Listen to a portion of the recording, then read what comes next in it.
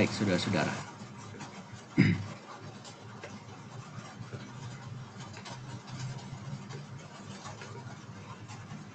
Kita sudah masuk ke dalam pembahasan dari 7 jemaat, dan minggu lalu kita sudah belajar tentang jemaat Efesus, ya. Sebagaimana kita buka di dalam Wahyu pasal 1 ayat 11, buku Wahyu memberitahukan tentang 7 jemaat, ya. Firman Tuhan berkata demikian.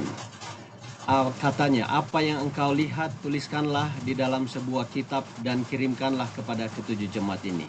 Ke Efesus, ke Smyrna, ke Pergamus, ke Tiatira, ke Sardis, ke Philadelphia, dan ke Laodikia. Nah, sebagaimana saudara melihat peta ini, inilah 7 jemaat itu, dan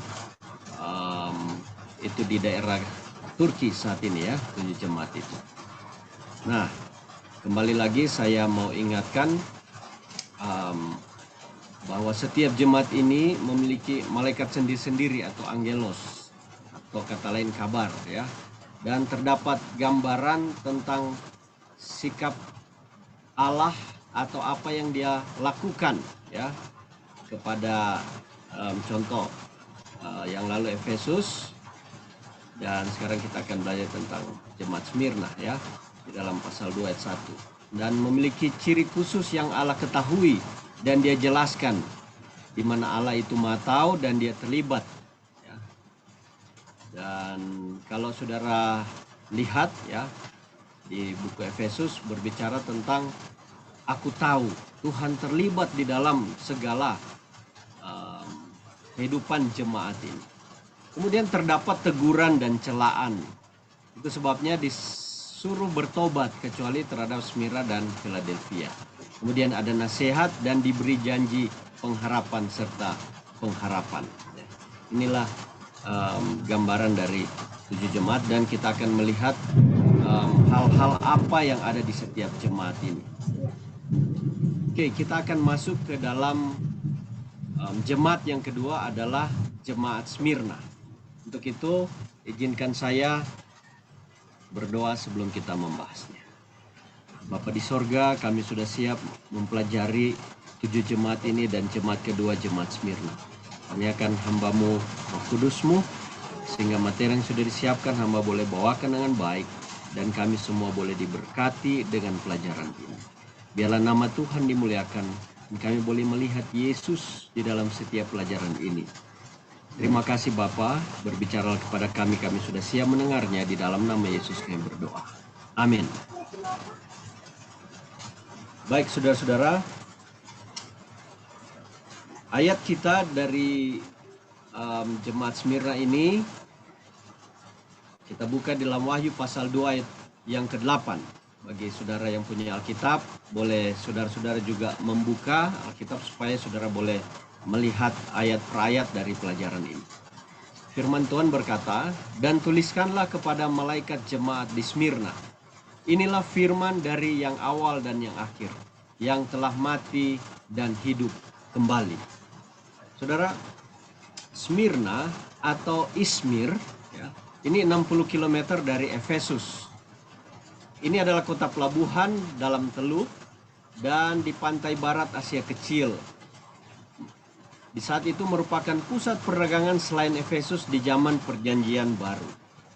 Smyrna juga ini adalah nama dari Dewi Anatolian di Asia Kecil, dan Samorna yang disembah oleh penduduk setempat. Nah, jika Efesus dijelaskan dalam bagian yang lain dalam kitab, Smyrna tidak. Dan secara historis, Smyrna ditaruh pada periode tahun 100 sampai 313 atau disebut Edik Milano. Dimulainya kebebasan bagi kekristenan. Nah, di zaman Rasul Paulus diperkirakan ada sekitar 250.000 penduduk di Smyrna. Dan Smyrna ini sangat loyal pada pemerintah Roma sejak tahun 195 sebelum Masehi. Dan di sana dibangun kuil bagi dewa Roma, yakni Dewi Romawi dan Dewa Zeus. Oke, kita pelajari kata dari Smyrna ini. Ya. Kata Smyrna bunyinya mirip kata mir atau mur dari kata muron, ya, yaitu sejenis getah Arab dari pohon balsa modendron, ya, mirha. Dan getah ini biasanya digunakan untuk membalsemkan mayat atau obat luka yang membusuk dan menjadi salep untuk meredakan sakit atau biasa dibuat kemenyan pedupaan. Nah, di dalam Alkitab itu juga disebutkan. Di dalam Matius 2 ayat 11 dikatakan, maka masuklah mereka ke dalam rumah itu dan melihat anak itu bersama Maria, ibunya, lalu sujud menyembah dia. Mereka pun membuka tempat harta bendanya dan mempersembahkan persembahan kepadanya, yaitu emas, kemenyan, dan mur. Itulah yang salah satu dipersembahkan pada Yesus pada waktu Yesus lahir oleh orang-orang Majus. Kemudian cerita tentang Nikodemus dengan Yesus dalam Yohanes 19 ayat 39 ditulis demikian. Juga Nikodemus datang ke situ. Dialah yang mula-mula datang waktu malam kepada Yesus. Ia membawa campuran minyak mur dengan minyak gaharu, kira-kira 50 kati beratnya. Jadi inilah Smyrna itu, ya, lokasinya, sejarahnya, keadaan kotanya, dan asal katanya, serta bagaimana itu dari kata mur, ya, yang juga itu adalah sejenis minyak, ya, atau bahan-bahan untuk pedupaan, dan itu juga dipersembahkan kepada Yesus, dan itu biasa dipersembahkan kepada raja, ya. Oke. Jadi jemaat Smyrna ini, ya, dari gambaran yang kita boleh lihat tadi adalah jemaat yang harum, ya, di hadapan Tuhan. Itulah namanya, ya. Nah, mari kita lihat bagian-bagian dari jemaat Smyrna ini yang dicatat di dalam Wahyu pasal 2 ini. Kita lihat sehubungan dengan Yesus pertama di dalam Wahyu pasal 2 ayat yang ke-8, ya. Di sini kita kembali melihat Yesus memperkenalkan dirinya sebagai yang awal dan yang akhir, yang telah mati dan hidup kembali. Wow, luar biasanya, ya. Kita tahu ayat ini disebutkan dalam pasal 1, tapi Yesus juga kembali menyebutkan, ya, dia memperkenalkan dirinya kepada jemaat ini sebagai yang awal dan yang akhir, telah mati dan hidup kembali. Apa maksudnya ini, ya? Nah, dan kita lihat dulu dari bahasa aslinya, kemudian bagaimana ayat-ayat ini telah perkataan Yesus ini telah ditulis di ayat-ayat dalam perjanjian baru sebelumnya, ya. Di dalam bahasa aslinya disebut protos dan eskatos, ya, yang awal dan yang akhir. Di dalam Yesaya 46 ayat 6, ya, disebutkan demikian. Beginilah firman Tuhan, Raja dan Penebus Israel, Tuhan semesta alam. Akulah yang terdahulu dan akulah yang kemudian. Tidak ada Allah selain daripadaku. Saudara, Nabi Yesaya juga mencatat tentang bagaimana Yesus ini, ya, telah disebutkan di dalam perjanjian lama tentang dia adalah Raja, Penebus Israel. Dia adalah yang awal, yang terdahulu, dan yang apa? Yang terkemudian.